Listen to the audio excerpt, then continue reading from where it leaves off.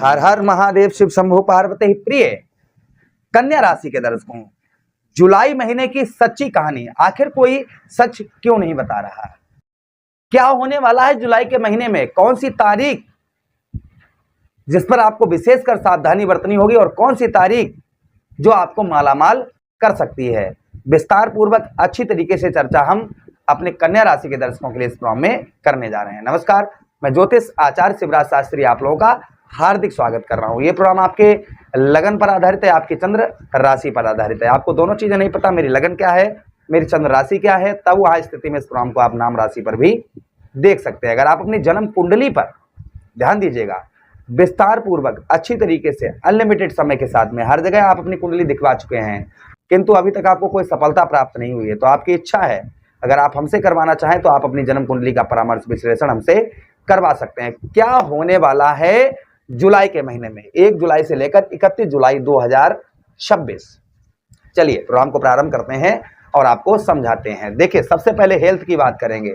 हम हमेशा ही कहते हैं पहलो सुख निरोगी काया। अगर शरीर ठीक है तो सब कुछ ठीक है, अगर शरीर ठीक नहीं है तो सब कुछ, ये धन ये दौलत किसी काम की नहीं। तो देखिए, आपके लग्नेश कौन बनते हैं? आपके लगन भाव के स्वामी बनते हैं ग्रहों के राजकुमार और चंद्रदेव के पुत्र बुध महाराज। और बुध महाराज कहां पर हैं? एकादश भाव पर हैं। पुनः वक्रीय होंगे 7 जुलाई को वक्री होकर आपके कहां पर? आपके ठीक दशम भाव पर आ जाएंगे। और देखिए, आपके लग्नेश बनते हैं और कर्म क्षेत्र पर होंगे, तो कोई भी समस्या नहीं है, स्वास्थ्य में किसी प्रकार की कोई दिक्कत नहीं है। हाँ, व्यवसाय से संबंधित भागदौड़ रहेगी, जिसके कारण आपको मानसिक कष्ट, थोड़ा बहुत मानसिक थकान ये हो सकती है आपके व्यवसाय से संबंधित।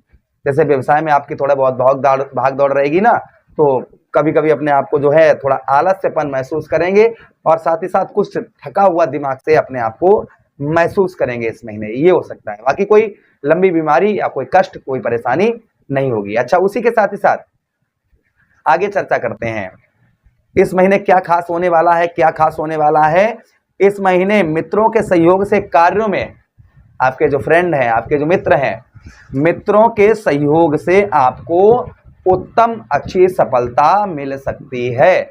मित्रों के सहयोग से ध्यान दीजिएगा, आपके मित्र जो हैं वह कहीं ना कहीं आपके सहयोग करते हुए नजर आएंगे, जिससे आपको काफी कार्यों में आपको पूर्ण तरीके से सफलता प्राप्त होती हुई नजर आएगी। उसी के साथ ही साथ यहां पर मैं बात करूं तो यहां पर जो आपको विशेषकर लाभ होने वाला है, देखिए जनवरी से लेकर अभी तक आपको किसी महीने में कोई ज्यादा लाभ देखने को नहीं मिला किसी महीने में, किंतु ये महीना आप लोगों के लिए ऐसा होने वाला है जिसमें आपको संपूर्ण लाभ प्राप्त होने वाला है। जो अभी तक आपको नहीं हो रहा था वह संपूर्ण लाभ आपको प्राप्त होने वाला इस महीने है।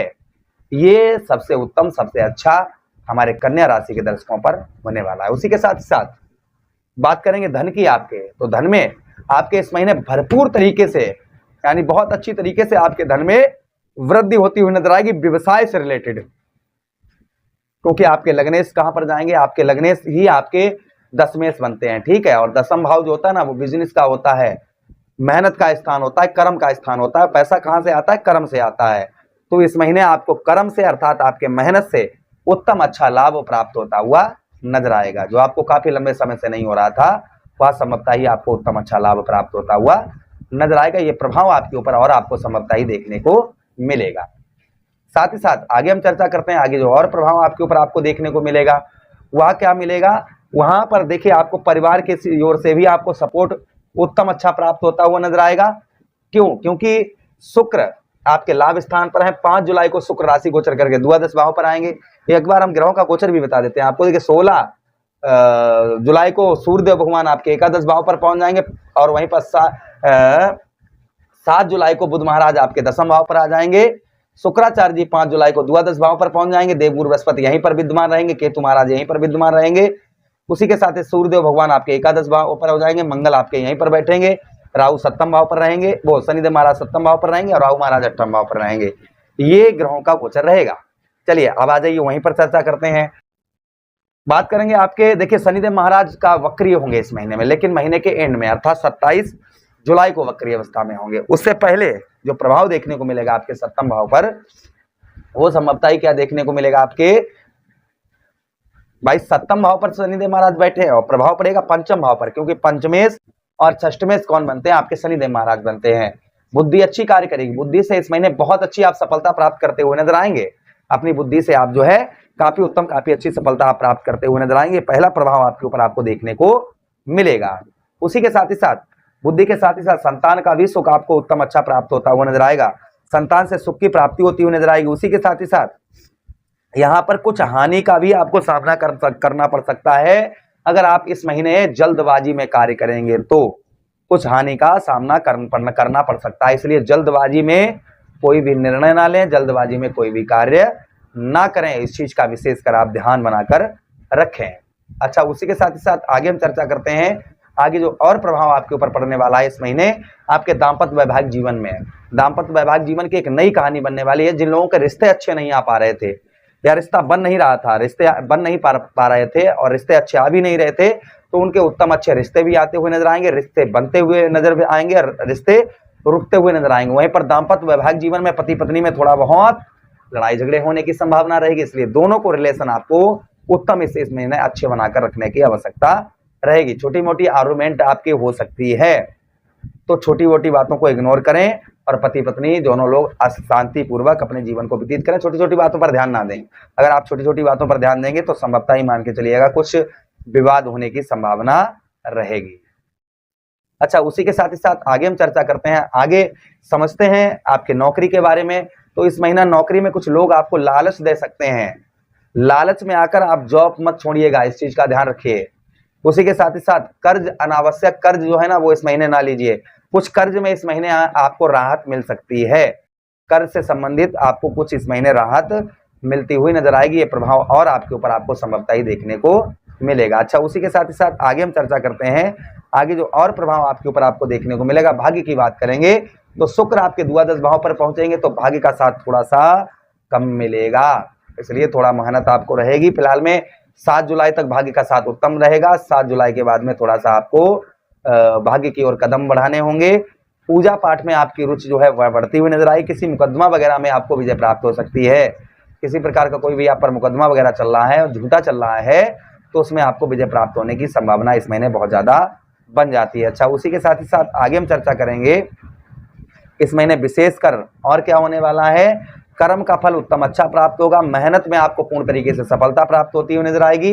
पिता की ओर से आपको सहयोग प्राप्त होता हुआ नजर आएगा तथा माता की ओर से भी आपको सहयोग उत्तम अच्छा प्राप्त होता हुआ नजर आएगा। आप किसी प्रकार का बिजनेस व्यापार करते हैं जिसमें आपको लाभ उत्तम अच्छा दिखाई देगा और उसी के साथ ही साथ लाभ के साथ ही साथ में आपको विदेश से, फॉरेन से आपको काफी अच्छा उत्तम अच्छा लाभ इस महीने होता हुआ नजर आएगा। जिन लोगों का वीजा वगैरह पास नहीं हो पा रहा था उन लोगों के वीजा वगैरह पास होने की संभावना यहाँ पर इस महीने ज्यादा बन जाती है। अच्छा, हम तारीखों की बात करें तो देखिए आप लोगों के लिए इस महीने की जो तारीखें रहेंगी वह 2 तारीख, 7 तारीख, 12 तारीख, 2 तारीख, 7 तारीख, 12 तारीख, 19 तारीख। इन तारीखों पर किसी प्रकार का कोई भी लेन देन ना करें। इन तारीखों पर आप अपने घर से निकल रहे हैं तो अपने इष्ट की आराधना करके निकलें, माता पिता का आशीर्वाद लेकर निकलें। और उसी के साथ ही साथ में आपको इन तारीखों पर कोई जुआ, सट्टा, लॉटरी अगर लगाना चाहते हैं तो बिल्कुल ना लगाएं।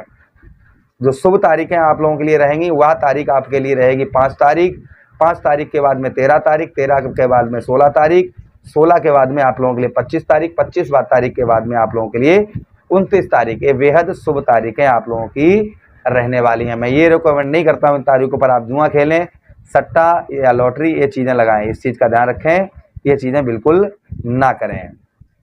उपाय की बात करें, क्या उपाय आपको करने हैं? आपको जो उपाय करने हैं वह बुधवार के दिन किन्नर को हरी चूड़ी, हरे वस्त्र दान करें, गणेश जी पर मोदक चढ़ाएं।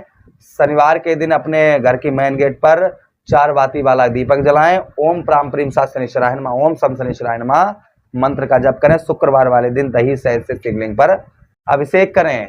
ये उपाय करने से आपको आध्यात्मिक लाभ अवश्य ही होगा। आशा कर रहे हैं प्रोग्राम काफी अच्छा लगा होगा। लगा है तो लाइक कर दीजिएगा, चैनल को सब्सक्राइब कर दीजिए। यह प्रोग्राम अपने मित्र यारों के पास शेयर कर दीजिए। आदेश दीजिएगा किसी अन्य प्रोग्राम में पुनः वेट करेंगे। तब तक के लिए राधे राधे, हरे कृष्णा, प्रणाम।